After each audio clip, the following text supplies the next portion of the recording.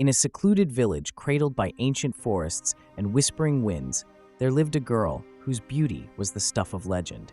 Her name was Amara, and she was as mysterious as she was breathtaking. Her skin glowed like the richest cocoa, her hair cascaded in waves of midnight black, and her eyes, those eyes, gleamed with a light that seemed to hold the secrets of the universe. But beneath her enchanting exterior lay an enigma that no one could unravel.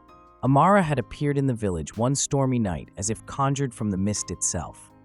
An elderly couple who had long prayed for a child found her at the edge of the forest, wrapped in a blanket of silken leaves. They took her in and raised her as their own, but they could not explain the strange circumstances of her arrival. As Amara grew, so did the mystery that surrounded her. The villagers were captivated by her beauty, but they were also uneasy. Something about her set her apart, something they couldn't quite place. Whispers of her origin floated through the village like the evening breeze, but no one dared to ask her directly. It was as if an invisible barrier kept them from probing too deeply into her past. Amara was kind and graceful, yet she always seemed slightly distant, as if part of her belonged to another world. She never spoke of her childhood or her family, and she seemed content to let the mysteries surrounding her remain unsolved. This only added to her allure, and soon she became the object of every man's desire. But Amara was not interested in wealth or power, nor was she swayed by handsome faces or sweet words. She remained unattainable, her heart locked away behind a wall of secrets. And so, the villagers were left to wonder, who was this beautiful girl? Where had she come from? And what was she hiding behind those mesmerizing eyes? Little did they know, the answers to their questions would soon be revealed, and when they were, the village would never be the same. Amara was no ordinary girl, and the truth about her was more astonishing than anyone could have imagined. Amara had arrived in the village as a child, found in the forest by a kind old couple who had no children of their own. They took her in, and she grew up to be the most beautiful woman anyone had ever seen. But there was something unusual about her. Despite her grace and charm, she never spoke of her past, nor did anyone know where she came from. This mystery only added to her allure, making her the subject of countless tales and whispered speculations.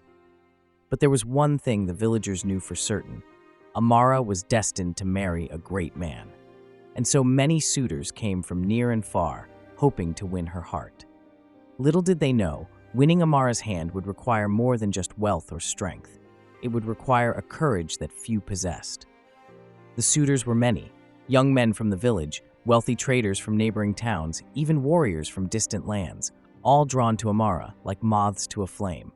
Each tried to outdo the other, bringing her gifts of gold, rare jewels, and promises of a life of luxury. But Amara, with a gentle smile, refused them all. Then one day, she made an announcement that sent ripples through the village. She would marry the man who could bring her a rare flower, one that bloomed only in the darkest part of the forest, a place few dared to venture. The flower, known as the Midnight Blossom, was said to be guarded by a fierce, unseen force that had claimed the lives of many who sought it. The villagers were stunned. Why would Amara, the beloved jewel of their village, send her suitors on such a dangerous quest?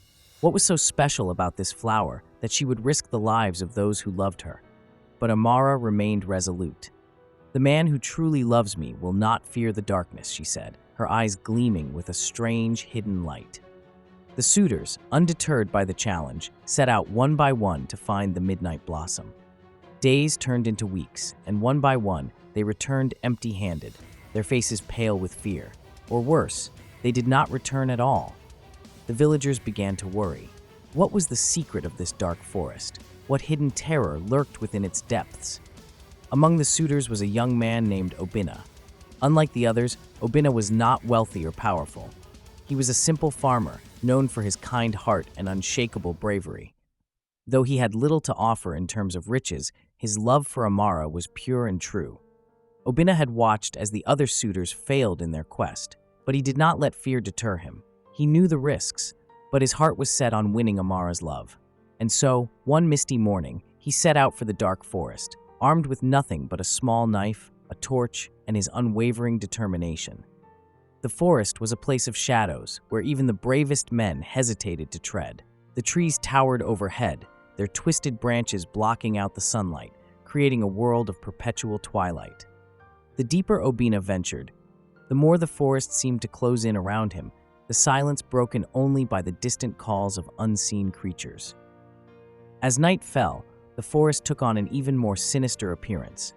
The shadows grew longer, the air colder, and Obena could feel eyes watching him from the darkness. But he pressed on, guided by the faintest glimmer of light that seemed to beckon him deeper into the heart of the forest.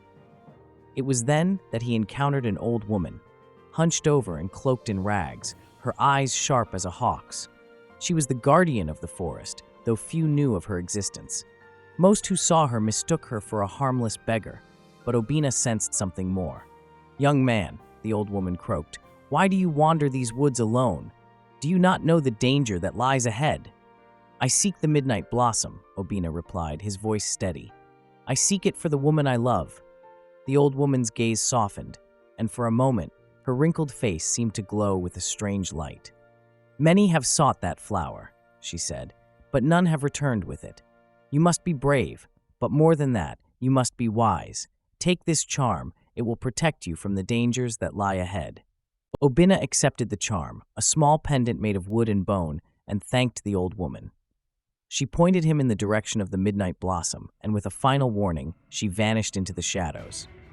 As he ventured deeper into the forest, Obena felt the presence of something dark and malevolent. The air grew thick with tension, and the ground beneath his feet seemed to pulse with an unnatural energy. But the charm the old woman had given him glowed softly, and with it, he felt a sense of calm. Finally, he reached the forest's heart, where the midnight blossom bloomed in all its dark beauty. The flower was like nothing he had ever seen. Its petals were black as night, but they shimmered with an otherworldly light as if they were made of starlight. But as he reached out to pluck the flower, the ground beneath him trembled, and a low growl echoed through the trees. Obena froze. The guardian of the flower had arrived. Obena stood frozen, every instinct screaming at him to flee, but his feet were rooted to the spot. The shadows around him seemed to swirl and shift, and from the darkness emerged a figure, massive, terrifying, and unlike anything he had ever seen. It was a creature of legend, a beast woven from the very fabric of the forest itself. Its body was covered in scales that shimmered like obsidian, reflecting the faint light of the midnight blossom.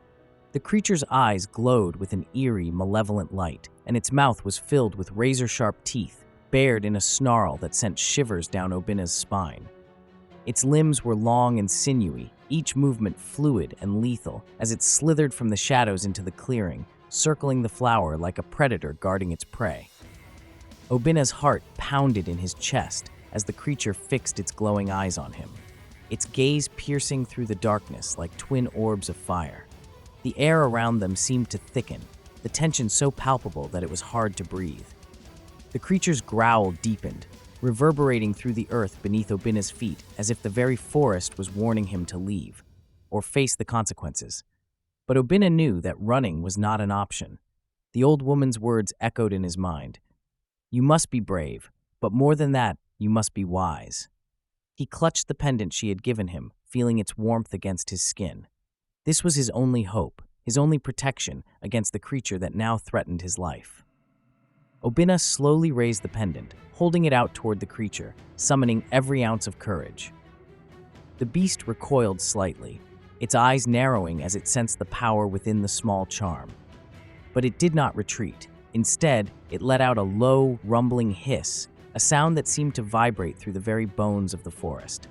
Obena took a deep breath and spoke, his voice steady despite the fear coursing through him. "I come not to steal, but to earn. I seek the midnight blossom not for greed, but for love. If I must prove my worth, then so be it. But know this, I will not leave without the flower." Did Obena get the flower? Find out in the next episode.